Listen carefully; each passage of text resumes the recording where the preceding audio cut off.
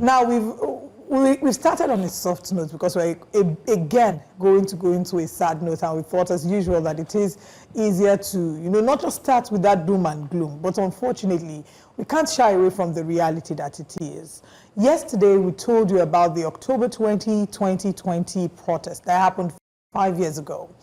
And in reaction to these protests, 5 years later, it of course has changed the trajectory of how protests and governance is done in Nigeria. Unfortunately, year in, year out, we've seen an attempt to remember the people who have died at these protests. Yesterday, the executive director of Enough is Enough Nigeria, Opeyemi Adamolekun, and a few other people had gone to place flowers. You know what we typically do, like on January 15th, when we lay wreath in remembrance of, our armed forces, those who have given their lives for the struggle. Sort of similar to that, in the sense that that was a way to remember those who have given their lives for this struggle, because it is after that struggle that the arm called SARS was disbanded, even though yet police brutality remains. But there was awareness. The world was shaking. X had the logo of the fists representing End SARS. But unfortunately, people died for that to happen. In remembrance of these people, yesterday, Gbenga and Tolu had hours of conversations about that. And some people took flowers there. This is unfortunately how they were treated. We're going to play a video of Opeyemi Adamolekun, who is Executive Director of Enough is Enough Nigeria. This is the moment where she was going to lay flowers at the Lekki Tollgate, and an overzealous Civil Defense Corps member. No, sorry, LCC, sorry, I take that back. LCC security member, overzealous, member there, starts to struggle with her in the most disrespectful manner, very unflattering, very disrespectful to the memories of the people who lost their lives there, and also very disrespectful to the LCC. I mean, this is, I don't want to believe that this is indicative or representative of what the LCCI stands for. Well, what you see here is a clear indication that the security operatives were prepared for this day. They did not want anybody or anything to be done at the toll gate or within that area. I was opportune to pass there. I mean, we passed there yesterday morning. It looked all dry, but of course, a few hours later, our correspondent, Bernard Akede, was there, and you could find security cars. What they've done here simply is to mention clearly that they are trying to erase history. Exactly. And one way you erase history is to ensure that people do not in any way remember what history stood for. So if this wreath was kept there, of course, it further coincides. Did I say coincides? Further reinforces yes. That there was a remembrance, or there is a remembrance, that lives were lost, and this is what they don't want. Hence, why they've said, people protesting, people walking around, any gathering, any form of remembering what had happened there should not in any way take place. I tried to stay away from social media as much yesterday, Joe, because every time that I went and I saw a post, I got very emotional. I remembered how life was 5 years ago. We remember where we were. I'm sure that all of us on this set can remember where we were when the shooting started. And the year that ensued, how they tried to gaslight us that what we saw was in our imagination. How they tried to gaslight us into thinking that we were not hearing the gunshots, that people were not hurt, people were not harmed. Amnesty International did their report. The results came out. The panel of inquiry that was set up gave their results as well. There were the verdicts of those who were directly killed as a result of the violence that ensued on the 20th of October while trying to disperse protesters. And then the cumulative number of people that lost their lives in the course of that struggle, because it was a number of days leading up onto the 20th of October. And what will not happen is that we will not remember what happened on the 20th of October. It's a part of our story that we can never forget. And I mean, talking 5 years on, we had the opportunity to speak to members of the judicial panel. Only Lagos, to the best of my knowledge, has offered compensation to the victims, and they have been paid. Some of the victims that came before the judicial panel, they paid different sums of money, up to about 43 million naira. But in Edo State, one of the members, we spoke to him on the special Tolu and I had yesterday, and he said, look, after Christmas break, they never resumed. some other states, Anambra State, that was the epicenter. They had a notorious SARS unit in Anambra State. They just dispersed, and nobody said anything about it. The governors, from Willie Obiano to Governor Soludo, no one cares to bring about it. So I'm not surprised that about the government not even acknowledging this day and trying to forget everything that happened, and it's really, really sad. It's really sad. We don't learn lessons from history if we keep sweeping things under the carpet. I would always make reference to Rwanda, and how what Rwanda did was not to ignore what had happened. There were lives that were lost, people were killed in the Rwandan genocide, and the way that you learn from an action that has happened, a terrible action, is to ensure that you do not forget. So you remember when the Igbo people say, Ozwemina, Ozwemina means let another one not happen, meaning that they recognize that the first one happened in the first place. So we can't rewrite history. We can't, there are people whose lives will never be the same as a result of what happened on the 20th of October 2020 at Lekki Tollgate. And regardless of how security personnel, unauthorized security personnel or individuals try to rewrite it, it's a part of our history that will never be rewritten. Before we go to, just to mention again that I also saw a tweet yesterday, quickly, before we see what Nigerians are saying. And someone said that even in other areas, they had gotten a report that every single person who comes out to protest should be arrested. My point is this. If you remember, May 25, 2020 marks a very important calendar in the American history. That's the death of George Floyd, who was killed by a police officer. Till today, once it's May 25th, everyone knows what that day is. Same with, I think, January 25, you have Martin Luther King Day. These are days that are forever etched in the annals rather of history. They will always be there for people to look back so that they do not repeat what happened. But here, you're trying to erase what happened. Do you know what a powerful symbol? And very few lessons have been learned. We still have incidents of police brutality, high-handedness, and harassment. So the erasure is deliberate for the system to continue in its dysfunctional way and the oppression. Imagine what a powerful message it is sent. Yeah. What a symbol. And I'm really glad that you mentioned these days and how it's been marked abroad. Imagine what a powerful message it will send if on the 20th of October there was a statement by the government. If the police stood at that place in solidarity and said, never again will we have to deal with this. Yeah. Imagine what a powerful message of reconciliation it will send to the citizens. Again, let's hear what Nigerians are saying on X. They have been reacting to this, and here are the tweets. And if we can please put up the tweets about what Nigerians are saying. Fatai Oshitu says, when the flowers become so threatening that they had to be stopped with force, Nigeria is gradually descending into full-blown dictatorship where citizens' rights and constitutional freedoms are being trampled upon. Lagos State in particular is becoming increasingly hostile to live in. That's what Fatai Oshitu says. One of the reasons why that the security operators acted that way is, I guess it's due to the training. They are not trained to humanize or see things in context. It's just orders, follow orders, and that's why Fela did that song called Zombie, because in what way is the bouquet of flower threatening you? And is that the best way to approach? You didn't even try to have a conversation in the first place. All right, the next tweet. The country has been captured by men who are worse than the military. Many of these crooks who claim to be Democrats were only protesting against General Abacha because they weren't the ones in power. Today, they have been exposed, Buwa Meme says. Our next tweet, Nigeria government that recruits illiterates as police officer. All right. Anyway, these are what Nigerians are saying. We'll take some of what you were saying on YouTube. We're streaming live News Central, so please go and drop a comment if you have any reactions to any of the stories. And before Wake Up Conversations is over, I'll take your comments. But still in the spirit of protests, yesterday, October 20th, whilst it marked the 5th year commemoration of the EndSARS protests, it also was a day set aside by those who were protesting the freedom of Mazi Nnamdi Kanu. It was a movement led by Omoyele Sowore, as well as other Nigerians. We had Omoyele Sowore, who was in attendance, members of Take It Back movement. We had his lawyer, his brother. Reports have it that Nnamdi Kanu's brother, his lawyer, and 11 others were arrested by the police. And, there were promises to release them, but they had then transferred them. But yesterday, they were tear gassed. Not only were they tear gassed, journalists were also harassed Let's take a look at the video of what happened at the protest grounds.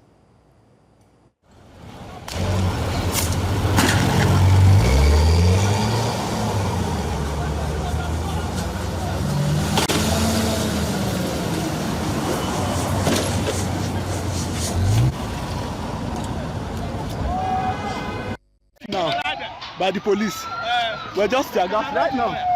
Right now, we're tear gas again. See, by the same police, we've been tear gas. Tomorrow they will be crying in Lembe. Police lawyer who was arrested, a lawyer Jimako, is the lead lawyer to Nnamdi Kanu. He's been detained at the force FCT command. And also Kanu's brother, his younger brother, who's also been detained. Yes, lawyers. And several other persons that Apple that were illegally detained by the police during this very peaceful protest. That's why we are here. What have the responses been like, sir? Well, today was massive success. The only thing is that we are going to announce a new date again, and that one will be. They have seen now that we can shut down this Abuja, and you know Abuja, not even the Federal High Court where we're supposed to go and defend our case today sacked, because everywhere was shut down, and we are happy that Uma here shut down. Massive protests everywhere. So Tinubu better understand now that we are not joking. Not playing. Mr. Shore, I mean, it's been a rat race, if we would call it that, since morning up until this point. We would say that the police and the security agencies were particularly looking for not just you, but other organizers of the protest. Isn't it an irony that you're standing right now, right here in front of the force headquarters, yet nobody put handcuff on your hands or whatever? I volunteer myself. There's never a time the police wanted me that I did not show myself, make myself available. They are not looking for protesters or organizers. They are trying to crack down on organizers, and I know the reason. The new guy they just brought, they call him Mila Dantawai. He's trying to please Tinubu and the illegal IG here and Wiki. That's why he's doing this. But we have said this. We have seen worse policemen before. I see them. Some of them are university days. They are the same people we are fighting for who are retired now. No gratuity, no pension. So they'll be doing bad things to your people. One day they will face the consequences. We're speaking about the protest and the aftermath of the protest, and it happened yesterday in Abuja, but not just in Abuja. It happened in several parts. There were videos online of the ones that happened in Toronto, different parts of the country and outside the country as well, where they were asking literally free Nnamdi Kanu is what the protest is about. Let's get reactions on X as well, and then we'll come back to share our thoughts here. Okay, this person says, Wink Baba says, every time Nigerians rise to speak against injustice, they're met with violence. This is not democracy. Mr. President, respect the people's voice. So peaceful protest is now a death sentence in Nigeria. What a shame. Power shouldn't turn leaders into oppressors. Hashtag free Nnamdi Kanu now. And Ade Ologo says, it is quite unfortunate that the police Showore was protesting for their welfare and are the ones shooting and tear gassing them today. What an irony. Showore, please never meddle in the issues of police or other security outfits in Nigeria. Leave them and let them continue to suffer. In other words, he's saying it's family affair. Can you remove your mouth inside? Yes, I believe says if you want them to fear you, negotiate and possibly give you pardon. Go and be a bandit. Any other thing, you're wasting your time. Have never seen police come out with confidence of fools where bandits are operating. I tire for Nigeria, he says. Idon of Ads says peaceful protest is every citizen's right. But let's be honest, not every protest stays peaceful. We can't keep glorifying chaos as courage. Real change needs structure, not street sentiment. Interesting. And Akman says, when the police shoot tear gas and live bullets at peaceful protesters, they're not just silencing voices. They're exposing who they truly serve. If bandits ever decided to protest, would they face the same wrath? or would the police suddenly find their professionalism?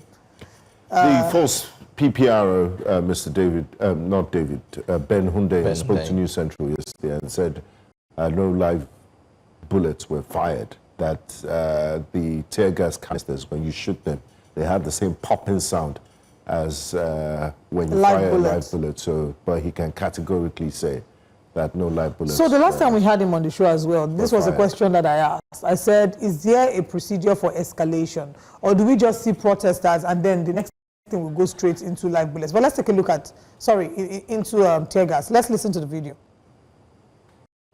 Been very commensurate with the situation on ground. The law actually permits the police to use minimal force when necessary.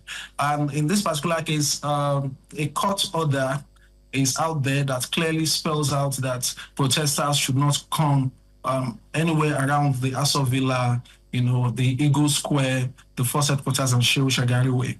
And for these protesters, they attempted, against the dictates of the court order, to come close to this place. And after several warnings, yet they still attempted to move to these areas. We had to use minimal force. In this particular case, the minimal force we could use was tear gas. No live bullets. I repeat, no live bullets, tear gas, and it did the work. They were dispersed, and the job was done. And this is just in conformity with the assurance we gave Nigerians in our statement released 2 days ago, that we would carry out enforcement of the court order and ensure that other Nigerians have easy passage to go about their lawful duties and they are not intimidated or harassed in any way.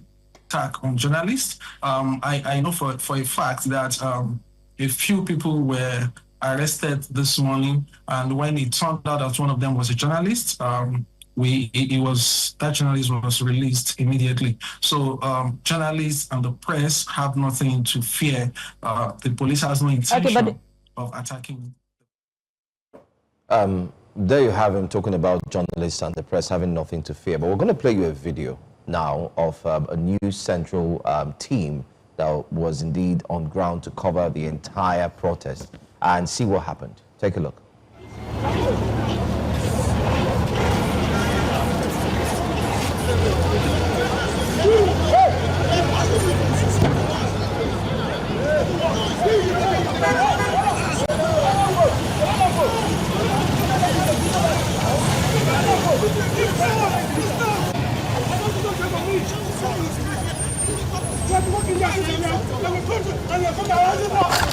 The evidence there. You just said a lot of people.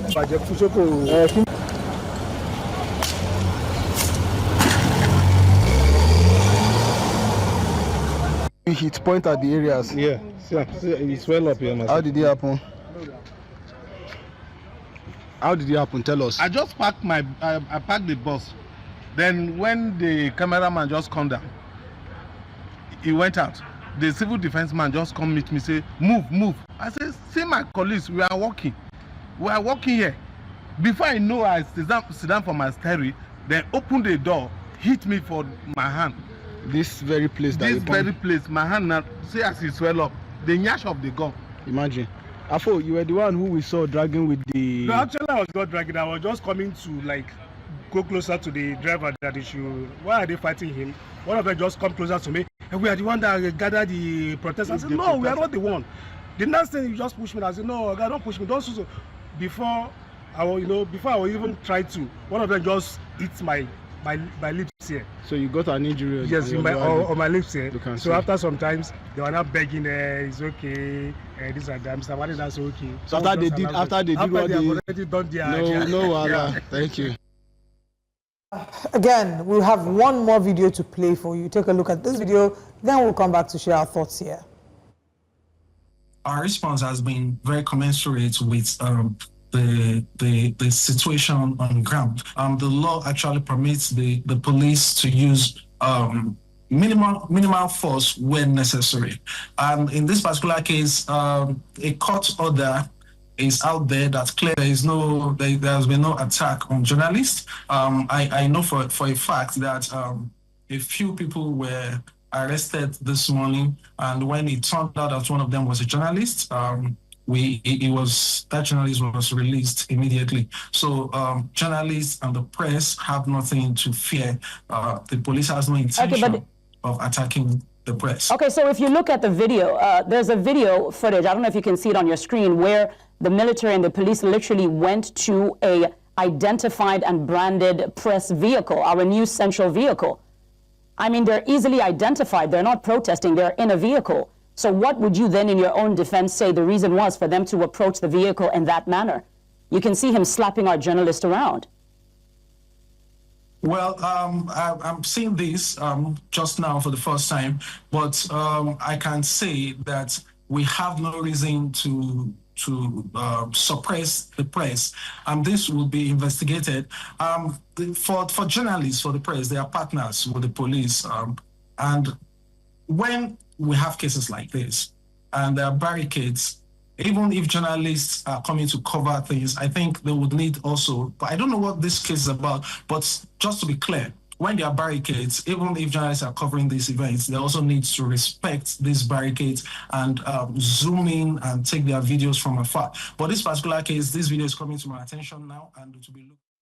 And that does it. I mean, a sequence of events. There were protests happening. Journalists were on ground to do their job. Our job as journalists is to cover the story and bring the story to you. Yet, what we see is with every protest, we have stories here in News Central of our journalists being harassed. They were harassed at the Free Nnamdi Kanu protest, harassed at the End Bad Governance protest. There was, off the top of my head, I remember the video where the thugs attacked Bernard, you know, where it just feels again like if the everyday person is being harassed, if the citizens are being harassed, if journalists are being harassed, who is really safe? That's the question. You know, it's ironic that this is happening on the day of, or it happened on the day of the 5th anniversary of the NSAS protest. It just shows that nothing has been learnt. And the video of the harassment of a New Central crew there was by men of the Nigerian Civil Defense Corps. And you wonder if all these paramilitary agencies don't have a code of conduct, or if they don't interface with civilian, if they don't have the organization and civilian type of relations or any sort of training whatsoever. An AFP journalist was arrested yesterday. His camera was also damaged by security operatives. Will they replace it? What sort of training these people have? Will they replace the camera that was damaged? Year on year, week after week. And these are things that are happening in the full glare of the public. Imagine the things that happen when there's no one there to record. Gbenga, yesterday on the front page of one of the newspapers, we saw two journalists, pressmen, who were crying. They were in tears. One of them had a camera in hand. The other one was consoling him because a bomb had decimated a particular space and killed their colleague. We know that in the world there has been repeated calls, which you are also aware of, protecting journalists in the face of war, crimes, and so on. And the reason is because the journalists are very important when it comes to carrying out duties. They're the fourth realm, so they help document. It's also good for the police because they can act in a manner and way in which they can say, oh, you have recorded proof from the press that this is what we did. In their duty. There is a big problem. Our reporter, Bernard Akede, was attacked. This was last year, if I'm right. And the same Mr. Undeyi had promised here live in this studio that he was going to ensure that they apprehend the culprits whose faces were glaring, showing right there on the screen. It's even part of our promos that you would watch regularly on the show. Till today as we speak, shishi, nothing has been done. There's also a picture of a very popular guy who had a knife during the NSAS period, you remember? Yes. Just not far away One of the thugs in Alausa that came to disrupt. Alausa that came to disrupt. And people even went as far as... branded machete. Thank you. Digging up his Facebook page, digging up his name, his family, assisted the police in doing the whole thing and said, police, take, this is a guy who almost wanted to slash and cut people while we were protesting. What did the police do? Nothing. And now you have a new one where they are attacking a News Central vehicle journalists. Because so what do you want? Like how bad can it get? Because it's one thing for you to say, oh, they didn't know we were press, but they were literally in a press vehicle. It was a bus that had press. What more branding do you want? I don't know. Okay, let's see I what think they need to step up the qualification for Sensitization, for yeah. recruitment into all the paramilitary forces. And all the people who are, and we'll come back to talk about them. Let's see what Nigerians are saying, and then we'll come back to finalize our thoughts in that regard. Victor Peter says, where is the Nigerian Broadcasting Commission? I'm asking again for the obtained time. Where are they when these atrocities are meted out on journalists? A valid question. Their work is to ban music. Exactly. Anything Idris releases. Civil defense used to be civil until Tinubu happened. Wow. Okay. Civil defense, just now they gave them gun. They don't start to the show off. And FRC is asking for God. It will be worse. This is why they'll push against certain security officials being given arms to do what they're doing. Again, we will say the lives of journalists matter. The work that journalists do matter. Even in war situations, journalists are allowed to go into the scene, and they are not treated like war criminals. They're not hurt. Geneva Convention protects journalists. Exactly. Yes. You're protected, but we can't start to see that being broken here in Nigeria. We are calling on the Nigerian police and asking that these men be investigated and that something be done to ensure that we don't keep seeing repeat incidences like this. I agree with you. And lastly, as we wrap up, let's not forget that there's one fact that we cannot erase. The former president, Goodluck Ebele Jonathan, had increased the pump price. It was the current president, President Bola Ahmed Tinubu, and eminent Nigerians that gathered and protested and shut I recall, down. I was there at the Ghanaian Farming Park Shut in down Okota. the economy. They were not tear gassed. They were not beaten. They did not. The press covered, and they had a jolly good time. People ate. People And danced. the former president had to back down. The former president backed down. Now the reverse. The right to protest is a right that is enshrined in the Nigerian constitution, and we must uphold it and not try to deprive people of same. Let's now share with you our top stories this morning on Breakfast Central.